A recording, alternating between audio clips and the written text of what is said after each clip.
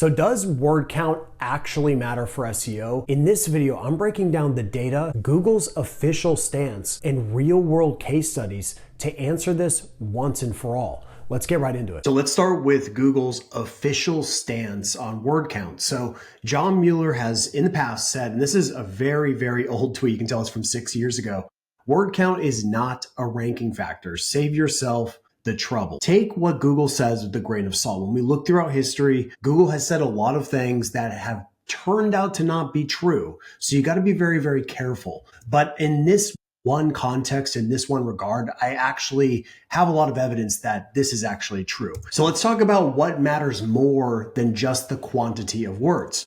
Number one is fulfilling intent. This is the most important thing, and that is why it's the first one I'm mentioning here, which is we need to identify the correct page, the correct structure of that page, and the correct asset to serve up to that searcher so that they get exactly what they came for. So the first example is this script timer. And so I created this when ChatGPT first came out, and it's still ranking to this day for script timer. But the funny thing is, I only built this page just to test some of the SEO theories that I had. And one of those theories that I wanted to test was if you build a tool that properly fulfills the intent, that you don't really need a lot of words on the page to rank. That was my theory. And so what I did to actually test this, and this has been a multi-year test just to confirm this variable, but what I did is I actually had a huge block of text below here. So at first I had just this, like just the tool. Then I added a huge block of text and I kept that for a really long time.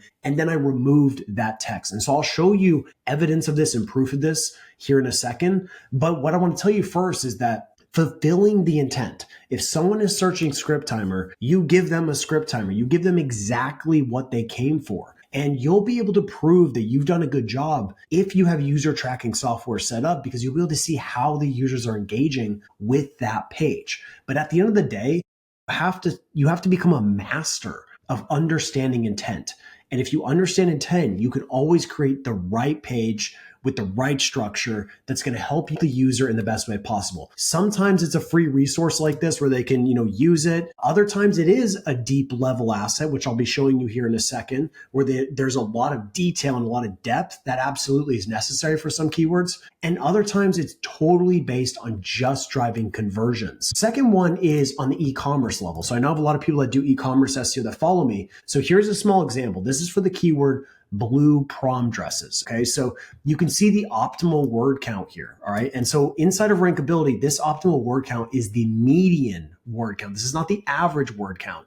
And so that's a really important piece, because when you look at the ranking results, you'll see occasionally there's a competitor with, 296 words. And then you also have a competitor that has nearly 3,300 words on their page. So you don't really want to get an average, because you're going to get this really inflated number. And so we know we need words on the page. That is critical. But it's more of the debate is how much do you actually need? And I personally believe that's going to largely vary depending on the other variables that you've taken care of. So if you have a really strong website that's highly trusted, has a good link profile, has a good brand, you may not need to be that aggressive on the word count side. You still want to have that depth and quality. But at the end of the day, if you've got some stronger variables working for you, you don't need to be as aggressive on that front.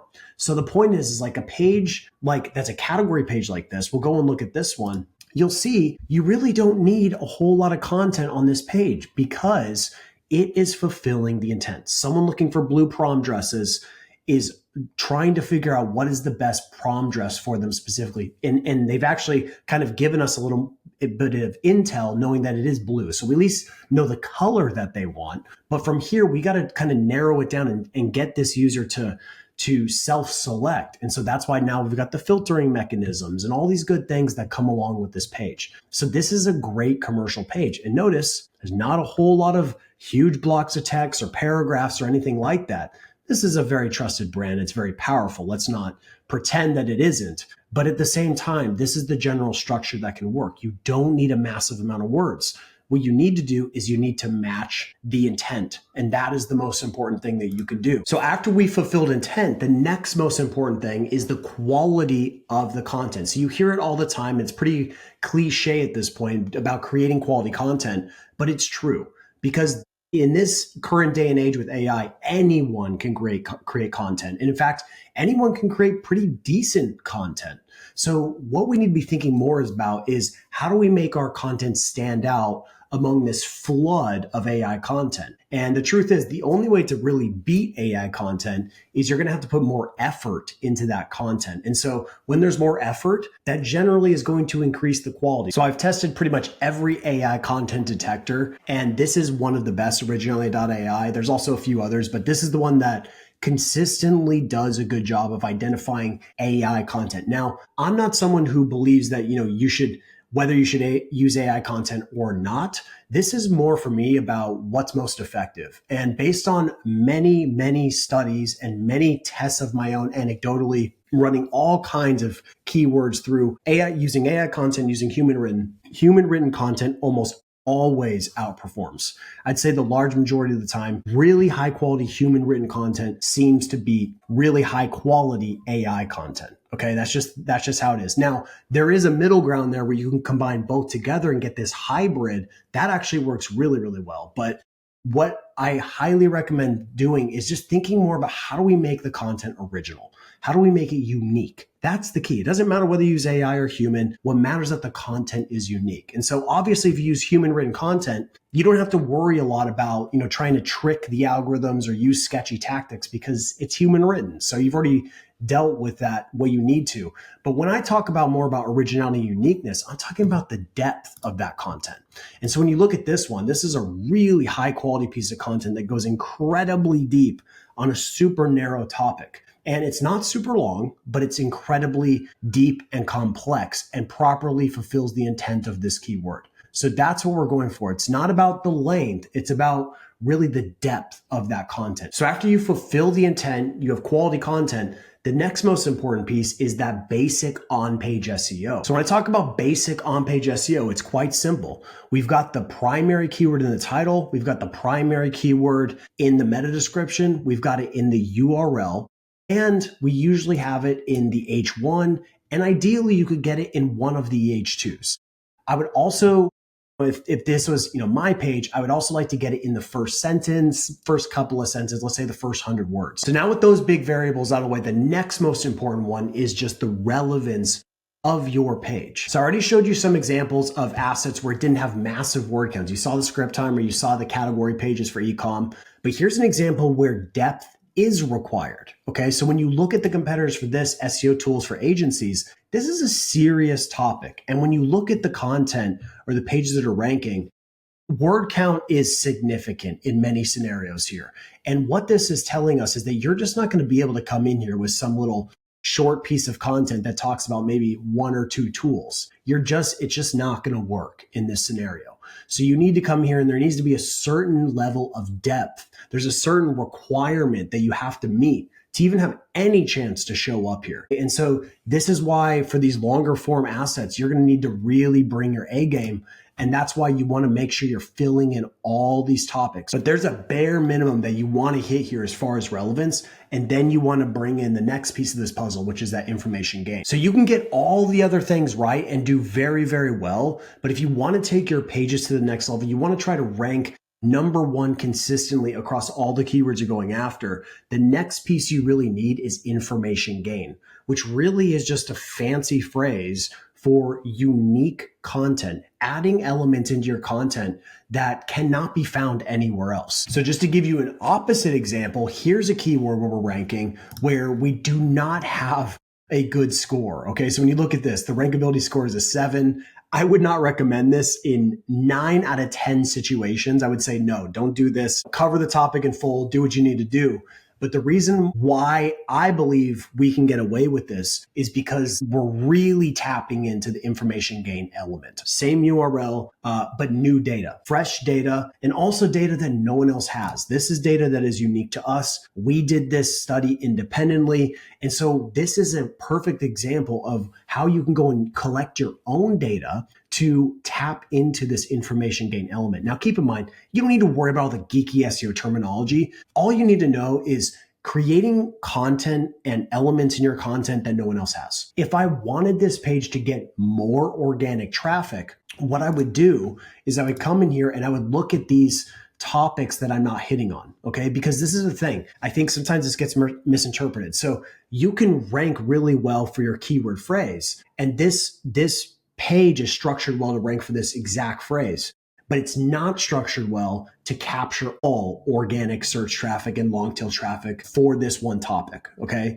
And the only way you can do that is you have to start to attack these other topics to start to capture the long tail traffic. Because if I'm not even talking about these things, I've got zero chance of capturing any traffic for these. Now you can get all of those things right, but if you don't get user experience right, then you're gonna be in some trouble, because we have to actually get users to read our content, consume our content, use our assets, use the things that are on this page, because those signals are being tracked by Google. And so if users are landing and they're bouncing back to Google, or they're exiting super quickly, that's not always necessarily a bad thing. But in most cases, if they're leaving very quickly and not actually scrolling or consuming or going to a second page, then we're going to be in some trouble. So we need to optimize for user experience. So going back to the script timer from earlier in the video, this is what I wanted to show you, is when you have this beautiful user experience data, you can get confirmation that you're doing the right thing, that you're fulfilling the intent, you're giving the users what they came for, and you're helping them achieve their goals. That's what we're trying to do with our pages. And so when you have this data, you have evidence that you're doing a good job or doing a bad job. It could go either way. But the point is, like, this is what you want to see. And this is all click data. And you look at where these clicks are isolated. This is exactly what we want. This is exactly what we're going for, because this means users are coming in here and they're using this tool. That's what it's designed to do. It's designed to be used. They're doing what they need to do. And so I proved this already, that when I removed that content below the fold, it was very long, a couple thousand words. I removed that content, and guess what happened to the rankings for Script Timer? It did not move. It didn't go up, right? It didn't go up in performance, but it didn't even decline in performance. Nothing happened at all. And I just literally deleted all the content. It had no effect, because the thing is, it's about the user experience. And this is, once again, even more proof that Google is tracking this. Google is using this in the algorithms, and it does matter. So once you've got all these other variables right, the next most important piece of this equation is your overall website authority and direct backlinks going to the page you're trying to rank. This is the most important part of SEO. And the thing is, like I mentioned before in this video, anyone can create content now. So the field has been leveled. So how is Google going to figure out who should rank? How is Google going to determine who should rank number 1, 2, 3, and beyond? Well, they need to start to look externally. They can't just look at content. And so they're going to look at these external signals. And one of the best signals that to this day they still have not been able to get away from is just backlinks. It is such a powerful signal. It's a vote for your content. It's a vote for your brand. It's a vote for your website. And so if you don't have them, it really can be detrimental to your overall SEO performance. So there is some evidence that longer content does tend to attract more backlinks. How-to content, checklists, stuff like that isn't actually the best for acquiring links. It certainly can acquire links, but what tends to acquire the best links is data-driven content, tools, free assets, sometimes controversial stuff. There's a lot of different angles that outperform just general how-to content. Now, keep in mind, this is saying long-form content. So a long-form piece of content could be a super data-driven piece of content that's very long-form, right? So this isn't just apply to just your traditional listicles or, how-to pieces of content. And ironically, this content that was created on Backlinko, this is a data-driven piece of content, right? Highly data-driven, and this has attracted an enormous amount of backlinks, okay? So the angles are there, you can see them, but I can tell you just pure informational content doesn't do as well as something like this. So there is evidence that, creating deep-level assets can work, but it has to align with the appropriate angle. Now, one thing you can do is, when you create an asset like this, you go and do outreach and you acquire links to that asset. But you can also just outsource a lot of your link acquisition to Digital.PR, which is a search intelligence company, and they will do a lot of this heavy lifting for you. And in fact, they actually can create the assets for you. So you don't actually have to build these out yourself. As you can imagine, at Backlinko, this probably took them 40, maybe 100 hours or more to build this. And so if you don't want to make that time investment and you don't have the time, you've already the energy to go and do this, because this is very, very hard. you can actually outsource this to digital.pr. So highly recommend them. I'll have a link below the video, but you can also just go to digital.pr to learn. And the final piece of this equation is your overall brand authority. Now, there's a lot of kind of indirect ways to measure this, but one of the most direct measurements we can use is just the amount of branded searches that you're getting for your brand. And so the last piece of this equation, if you're not getting the SEO performance that you want, you're doing all these other things I talked about really, really well, you may want to look at your just overall brand authority. And no one knows for sure what signals Google is using externally to ultimately determine what's a good brand versus a not so good brand. Of course, we're probably looking at reviews. That's probably a part of the equation. But one of the big elements that they're likely using are branded searches. So you can go into Ahrefs, you can go into SEMrush, and you can just see the branded searches. And in general, no one knows like how many branded searches are going to influence the algorithm. Like no one knows that for sure. But in general, it's probably better to have them, right? So you just need to have branded searches. You can actually go into Google Search Console and see this as well. But when you look at this, you'll see like SEMrush gets 178,000 searches a month. Ahrefs gets 92,000 searches a month. So this is really, really good. And these are positive signals that likely will influence your SEO performance. So that's all for this video. Thank you so much for watching. And if you like this video, please like it and subscribe for more free SEO training coming up here very soon. And if you want to take your SEO content to the next level, then I highly recommend signing up for a free 7-day trial of Rankability. Thanks again for watching.